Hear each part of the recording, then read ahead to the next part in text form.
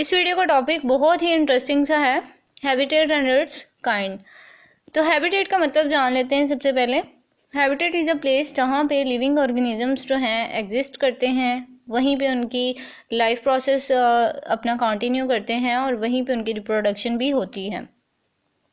अब एक पर्सन को सर्वाइव करने के लिए कोई भी स्पीशी है, कोई भी ऑर्गेनिज्म है, एनिमल है, प्लांट्स हैं, उन्हें सर्वाइव करने के लिए क्या चीज़ चाहिए होती है?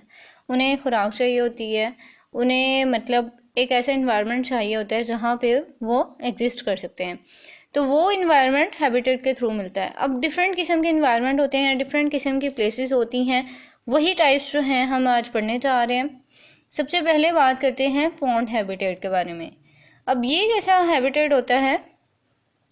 पॉन्ड हैबिटेट एक एक्वाटिक हैबिटेट होता है जहाँ पे मतलब पानी टाइप होता है उसमें, और नदी से लेक जो है उससे छोटा होता है, क्योंकि लेक जो है वो बहुत डीप होता है जबकि पॉन्ड इतना डीप नहीं होता। और वहाँ पे कुछ प्लांट्स एग्जिस्ट करते हैं जैसे कि एल्गी, डकवीड, वाटर लिली।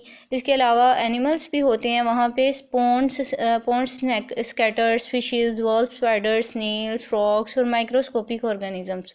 ऐसे ऑर्गेनिजम्स जिन्हें हम अपनी नेकेड आई से नहीं देख सकते। तो ये लाइफ एग्जिस्ट करती है पॉन्ड के नियर। और पॉन्ड में तो ये एक काइंड ऑफ हैबिटेट थी। अब बात करते हैं रेन फॉरेस्ट के बारे में। तो ये कैसा हैबिटेट है? ये इस तरह का हैबिटेट होता है कि बहुत लश किस्म का वार्म वेट इन्वायरमेंट, यानी यहाँ पे रेन से ही शो हो रहा है कि यहाँ पे होल द ईयर बारिशें होती रहती हैं। अब बारिशें होंगी तो ऑब्वियसली हैबिटेट भी वेट ही रहेगा और बड़ा ग्रीनरी टाइप हैबिटेट होता है। यहाँ पे ट्रीज़ इतने लंबे लंबे होते हैं और इनकी आप देखें, एक ट्री है यानी सबसे लंबा ट्री जो कि ट्रॉपिकल रेन फॉरेस्ट में पाया जाता है, उसकी 200 फीट लेंथ है, यानी इससे भी लंबे जा सकते हैं।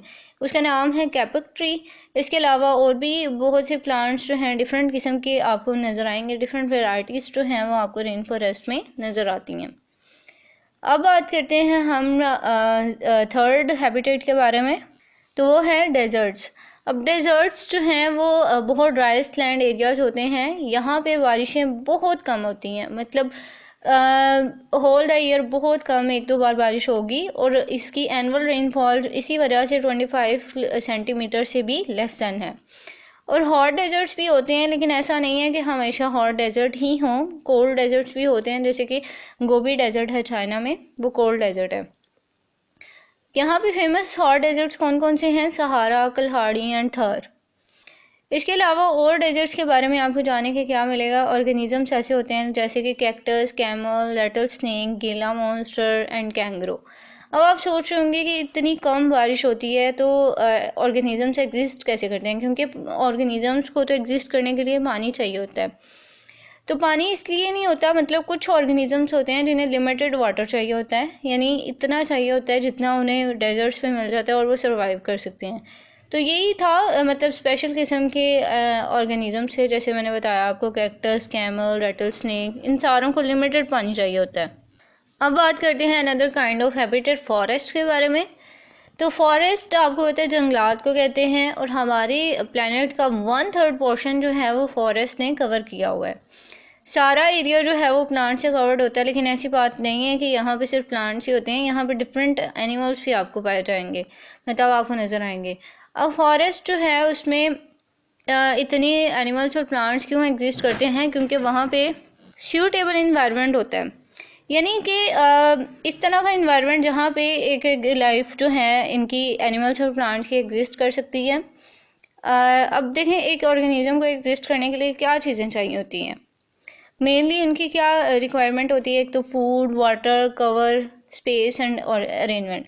अब यहाँ पे फॉरेस्ट में उनको फूड भी मिल रही है, वाटर भी मिल रहा है, शेल्टर भी मिल रहा है, इसके अलावा स्पेस, अरेंजमेंट, सब कुछ उन्हें मिल रहा है, और ये बड़ा आइडियल किस्म का इन्वायरमेंट होता है प्लांट्स और एनिमल्स के लिए स्पेशली। और दूसरी बात ये कि एनिमल्स जो हैं उनको प्लांट्स भी मिल जाते हैं उनकी खुराक के लिए, और साथ ही साथ उन्हें फ्लैश ईटर्स भी मिल जाते हैं, यानी उनको गोश्त खाने वाले जानवर भी मिल जाते हैं। तो ये कंसेप्ट था फॉरेस्ट के बारे में। अब हम देखते हैं एक और टाइप के बारे में जो हैबिटेट की है, वो है ग्रास लैंड हैबिटेट। अब ग्रास लैंड हैबिटेट जैसे कि नेम से ही शो हो रहा है, ग्रास मीन्स के ग्रेसी लैंड है, विंडी लैंड है और partly dry area. Partly dry area means कि यहाँ पे ऐसी बात नहीं है कि थ्रू आउट द ईयर बारिशें ही होती रहती हैं, और ना ही ऐसी बात है कि कभी बारिश ही नहीं हुई। यहाँ पे मीडियम अमाउंट में बारिशें होती हैं जितनी की चाहिए होती हैं। अब यहाँ पे ये जो सॉइल होती है बहुत ही फर्टाइल होती है, ज़रखेज़ होती है, जहाँ पे बहुत अपॉर्चुनिटीज़ होती हैं पर्सन के लिए कि वो खेती बाड़ी अच्छे से हो सकती है। इसके अलावा काफ़ी ऑर्गेनिजम्स जो हैं यहाँ पे एग्जिस्ट करते हैं। Grasses are the producers. अब प्रोड्यूसर्स का मतलब अगर आपको नहीं पता तो मैं आपको बता दूँ। प्रोड्यूसर्स ऐसे ऑर्गेनिजम्स को कहते हैं जो अपनी खुराक खुद बना सकते हैं। अब ऐसे ऑर्गेनिज्म कौन से हैं? सिर्फ प्लांट्स ही हैं जो अपनी खुराक खुद बना लेते हैं, जबकि हम जो हैं ह्यूमन बीइंग जो हैं और इसके अलावा एनिमल्स जो हैं वो दूसरों पे डिपेंडेंट होते हैं और उनको हम कंज्यूमर्स कहते हैं, क्योंकि वो अपनी खुराक खुद से प्रिपेयर नहीं कर सकते। उन्होंने अपनी खुराक कहाँ से लेनी होती है? प्लांट्स के थ्रू लेनी होती है, या फिर उन्होंने अपने बाकी कंज्यूमर्स के थ्रू लेनी होती है। तो ये कंसेप्ट था कंज्यूमर का। अब बात कर रहे थे हम ग्रास लैंड के बारे में। तो ग्रास लैंड पे एनिमल्स कैसे एग्जिस्ट करते हैं? Sheep, goats, cows, antelopes, buffaloes और डियर।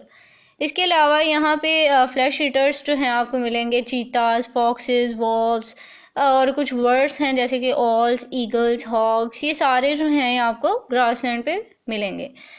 एज वेल एज़ यहाँ पे बहुत ही डिफरेंट काइंड्स के आपको इंसेक्ट्स भी मिलेंगे। तो ये था ग्रास लैंड। आई होप कि आपको इस वीडियो की ज़रूर समझ आई होगी। इसके कुछ टाइप्स ही हैबिटेट की और फिर हैबिटेट का कंसेप्ट था। अब भी आपका कोई क्वेश्चन है, आपके माइंड में कोई कन्फ्यूजन है, तो आप मुझे कमेंट सेक्शन में बताएं। And thank you so much for watching.